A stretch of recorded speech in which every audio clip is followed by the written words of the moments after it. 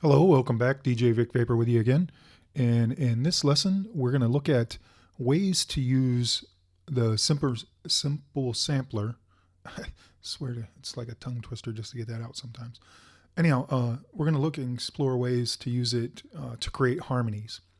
So I've got a loop in here. I'll let you hear it by itself.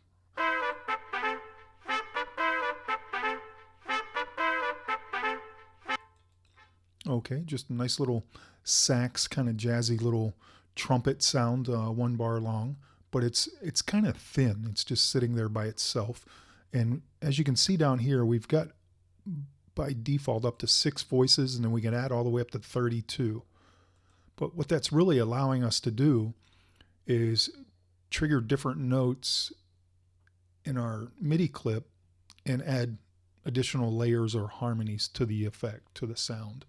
So let's, currently we're just sitting at, I'll unfold this, the notes being generated as a C3. And that's what we are listening to. But what would be cool is, since we've got those voices to work with, is let's say I'm going to hold Option and I'm going to drag down 1 octave to C2.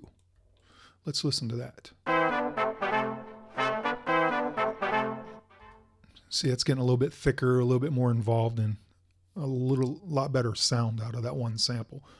So we've got these two. Let's take a look at the perfect fifth, which would be, let me hold down Option and drag this guy up to G.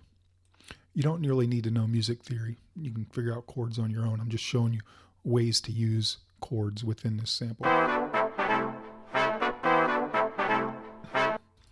So you can start to feel that come alive, that sound. It's thickening up a little bit and getting a little bit better. Let's make this a 9th.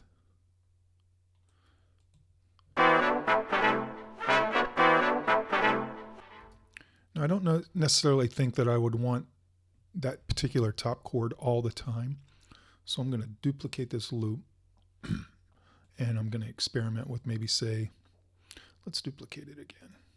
Let's say on the first, let's just kind of gradually increase the sound of everything here and build the layers as we go. So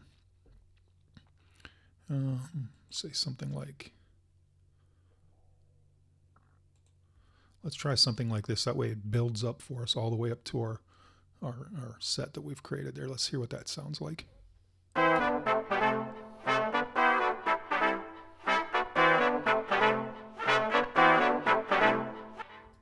So it's giving you a lot of variation off of that one sample just by creating harmonies and using the voice settings right there. So pretty cool technique, something really unique and something important to know in sense of layering and taking one sample and really making the most out of it. So let's hear that one more time and then we'll move on to the next lesson.